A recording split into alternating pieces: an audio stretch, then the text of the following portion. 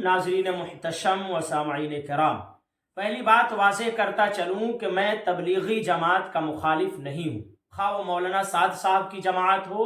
یا شورا کی جماعت ہو، میں مخالف نہیں ہوں۔ اس لیے کوئی یہ نہ سمجھے کہ میں جو باتیں ابھی آپ سے شیئر کرنے جا رہا ہوں، تردید کرنے جا رہا ہوں، وہ مخالفت کی بنا پر کر رہا ہوں۔ نہ، بالکل نہیں، بلکہ as a Islamic scholar, as a mufti, as a alim, میری ذمہ داری ہے، میری رسپانسبلٹی ہے کہ جہاں غلط ہو ہم آواز اٹھائیں، جہاں حق ہو ہم بولیں، کیونکہ ہم نے پڑھا ہی اس لیے ہے کہ ہم حق بات جو ہے وہ لوگوں سے شیئر کریں اور غلط جہاں ہو تردید کریں۔ چپ چاپ بیٹھ کر خاموش تماشائی بن کر دیکھنے کے لیے کہ عالم نہیں بنے ہیں۔ آج ایسی افسوسناک گفتگو سننے کو مل رہی ہے کہ کلیجے منہ کو آنے لگتے ہیں، بدن کے اندر کپکپی آ جاتی ہے اور آدمی یہ سوچنے پر مجبور ہوتا ہے کہ کیا اب یہ سب کچھ سننے کو باقی رہ گیا تھا۔ آپ جانتے ہیں کہ تبلیغی جماعت کے اندر بٹوارا ہو گیا ہے، تقسیم ہو گئی ہے تبلیغی جماعت، شورا اور مولانا سعد صاحب کی جماعت۔ ایک آدمی خواب دیکھتا ہے، خواب میں وہ یہ بیان کر رہا ہے کہ میرے خواب میں اللہ پاک تشریف لائے تھے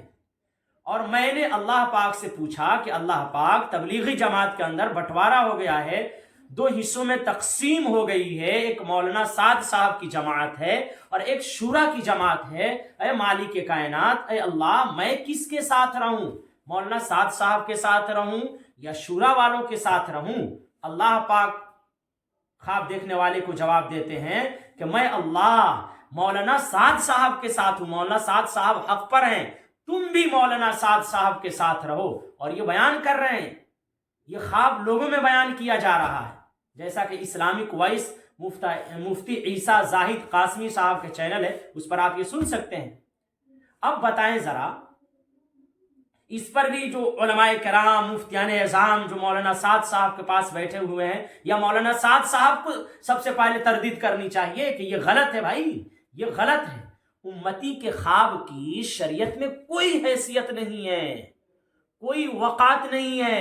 امتی کے خواب کو دلیل حق اور باطل کے لیے نہیں بنایا جا سکتا ہے، جی ہاں بالکل نہیں بنایا جا سکتا ہے۔ ایک بھی کوئی دلیل نہیں ہے کہ امتی کے خواب کی کوئی حیثیت ہو کہ اس کو دلیل کے طور پر پیش کیا جائے حق اور باطل کے لیے۔ ہاں، زیادہ سے زیادہ امتی کے خواب کی حیثیت یہ ہو سکتی ہے کہ خوشخبری کے طور پر اس کے خواب کو مان لیا جائے، وہ بھی کب؟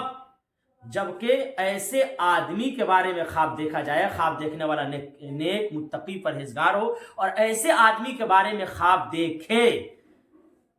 کہ جس کی نظریات کو وقت کے علماء کرام اور فقہائے اعظام صحیح ٹھہراتے ہوں۔ علماء اہل سنت والجماعت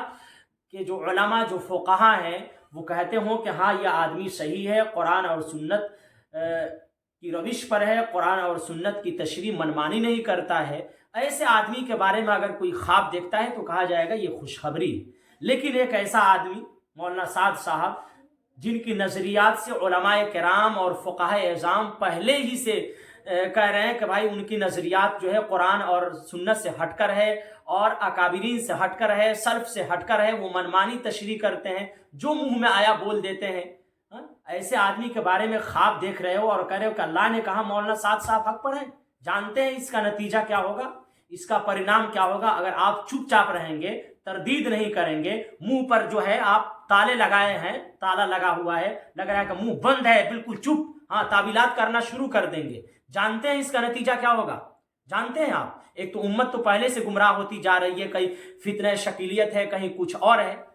اب اس کا نتیجہ یہ ہوگا کہ مولانا سعد صاحب اگر خدا نہ خواستہ اللہ نہ کرے کسی چیز کا دعویٰ کر لیتے ہیں تو پھر ایسے لوگ ماننے والے ہو جائیں گے کہ بھائی مولانا سعد صاحب کی تائید تو اللہ پاک کر رہا ہے، اس لیے اب دارالعلوم دیوبند فتویٰ نکالے، ندوہ فتویٰ نکالے، مذاہب سے فتویٰ آئے، کسی بھی ادارے سے فتویٰ آئے،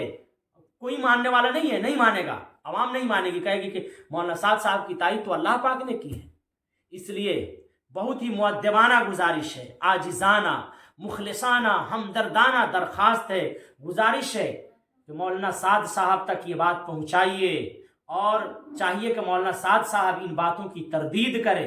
اور نہیں تو کم سے کم ان کے پاس جو مفتیان عظام ہیں، جو علماء کرام ہیں، وہ آگے آئیں بھائی، وہ اس بات کی تردید کریں، اس افسوسناک گفتگو کی تردید کریں کہ بھائی ایسا نہیں ہوگا، یہ تم لوگ کیوں فتنہ پھیلا رہے ہو، کیوں امت کے اندر گمراہی کا ایک دروازہ کھول رہے ہو؟ کیا امت پہلے سے گمراہی کے دلدل میں گھستی نہیں جا رہی ہے؟ ہاں، فتنہ شکیلیت آج عروج پر ہے، لوگ پریشان حال ہیں، علماء کرام پریشان ہیں، اور ایک ادھر سے آپ لوگ یہ شوشہ چھوڑ رہے ہیں۔ اس لیے میری باتوں کو غلط وے میں نہ لے جا کر بالکل ایک مخلصانہ